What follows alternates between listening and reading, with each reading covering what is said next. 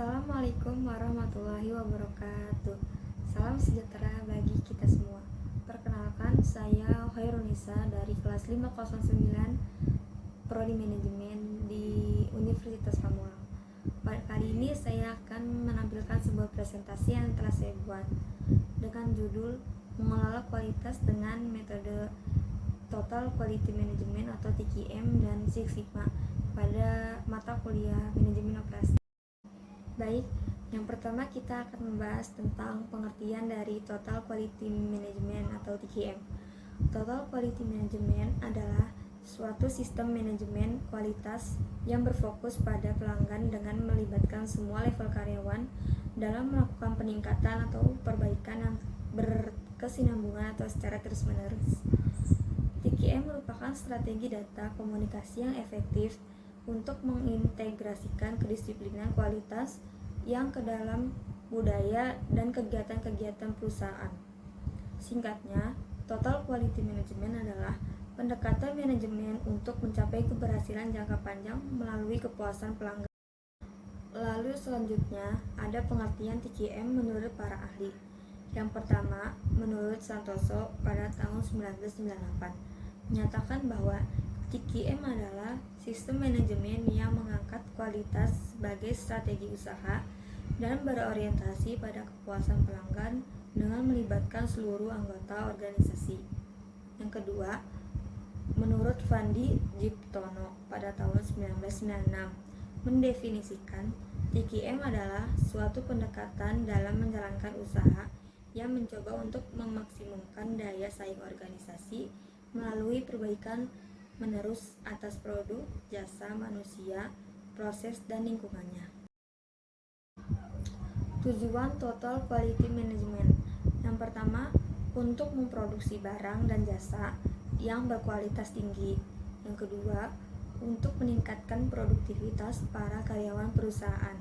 Yang ketiga, untuk meningkatkan keterampilan manajerial dan operasional dengan efektif dan efisien. Ciri-ciri umum atau karakteristik TQM menurut Crocker 2004. Yang pertama, TQM mempunyai tujuan meningkatkan komunikasi terutama antara karyawan dengan manajemen serta mencari dan memecahkan persoalan. Yang kedua, organisasi terdiri dari satu kepala dengan beberapa orang anggota yang berasal dari satu bidang pekerjaan. Yang ketiga, partisipasi anggota yang bersifat sukarela, sedangkan partisipasi kepala mungkin sukarela mungkin tidak. Yang keempat, dalam ruang lingkup persoalan, karyawan tidak bisa memilih sendiri persoalan yang akan dibahasnya, karena persoalan tidak hanya terbatas pada mutu, tetapi mencakup produktivitas, biaya, keselamatan, moral, dan lingkungan, serta bagian lainnya. Dan yang terakhir, latihan formal dalam teknik pemecahan persoalan. Selanjutnya, kita akan membahas kelebihan dan kekurangan dari TQM. Yang pertama, kelebihan TQM, yaitu TQM tidak mempercayakan semata-mata pada perintah atasan yang memerintah. Oleh karena itu, TQM adalah penting untuk menetapkan kerjasama dalam organisasi. Yang kedua, penerapan TQM merupakan suatu konsep yang dapat memenuhi kebutuhan masyarakat saat ini, sehingga keinginan dan kebutuhan masyarakat dapat dipenuhi. Lalu, kelemahan TQM. Yang pertama, kualitas sering hanya dijadikan sebagai motivasi agar lebih maju, tetapi kenyataannya strategi usaha dan kinerjanya kurang. Lalu yang kedua, pada banyak organisasi, apabila pemimpin meninggalkan perusahaannya, kualitas kemudian diabaikan.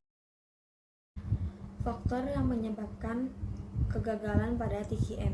Yang pertama, melihat apakah target mutu setiap departemen telah dilaksanakan sesuai dengan rencana. Yang kedua, memastikan bahwa proses yang bermasalah dari hasil analisa keluhan pelanggan yang telah dikoreksi. Yang ketiga, memastikan bahwa kebijakan atau prosedur baru telah dipahami dan diterapkan oleh semua bagian terakhir.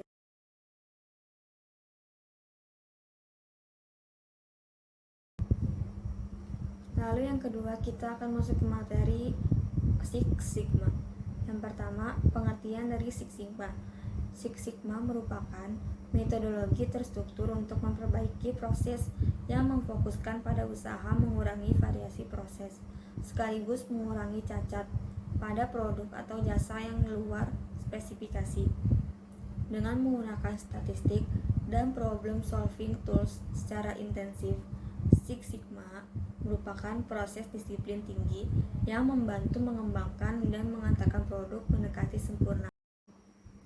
Six Sigma yaitu suatu konsep atau metode untuk meningkatkan kinerja membangun keunggulan dalam persaingan melalui peningkatan proses bisnis dengan meminimalisir atau menghilangkan penyimpangan terhadap proses bisnis yang ada, serta mengurangi cacat dan sumber daya sementara konsumen terpenuhi. Konsep Six Sigma diperkenalkan oleh Neil Hari dan Richard Schroeder. Six Sigma mempunyai dua arti penting. Yang pertama, Six Sigma sebagai filosofi manajemen. Six Sigma merupakan kegiatan yang dilakukan oleh semua anggota perusahaan yang menjadi budaya dan sesuai dengan visi misi perusahaan. Tujuannya meningkatkan efisiensi proses bisnis dan memuaskan keinginan pelanggan serta meningkatkan nilai perusahaan. Yang kedua, Six Sigma sebagai sistem pengukur. Six Sigma sesuai dengan arti sigma, yaitu distribusi atau penyebaran atau variasi dari rata-rata atau mean suatu proses atau prosedur. Six Sigma diterapkan untuk memperkecil variasi atau sigma. Keunggulan dari Six Sigma. Six Sigma dapat diterapkan di bidang usaha mulai apa saja, dari rencana strategi sampai operasional hingga pelayanan pelanggan dilakukan secara maksimal. Six Sigma dapat berpotensi dalam bidang jasa atau non-manufaktur, misalnya manajemen, keuangan, pelayanan pelanggan, pemasaran, TI, dan sebagainya. Dengan Six Sigma dapat lebih memahami sistem dan dapat memonitor di mana letak kesalahannya. Six Sigma sifatnya tidak statis dan dapat berubah-ubah. Selanjutnya yaitu keuntungan dari penerapan Six Sigma. Keuntungan ini berbeda untuk perusahaan yang bersangkutan, tergantung pada perusahaan yang dijalankannya. Biasanya Six Sigma membawa perbaikan pada hal-hal berikut ini. Yang pertama, pengurangan biaya. Yang kedua, perbaikan produktivitas. Yang ketiga, perubahan pangsa pasar. Yang keempat, retensi pelanggan. Yang kelima, pengurangan waktu siklus. Yang keenam, pengurangan cacat. Dan yang terakhir, pengembangan produk atau jasa. Faktor penting pelaksanaan Six Sigma. Yang pertama adalah dukungan penuh top level. Yang kedua, tim yang solid. Yang ketiga, program training yang terupdate. Yang keempat, penggunaan basis DPMO, Difference for Million Opportunities, pada alat-alat baru. Yang kelima, mengubah tradisi lama di perusahaan. Langkah penerapan Six Sigma. Terdapat 5 langkah dalam menetapkan metode Six Sigma yang merupakan suatu pendekatan dalam penyelesaian masalah dan peningkatan proses. Langkah-langkah Six Sigma yaitu yang pertama,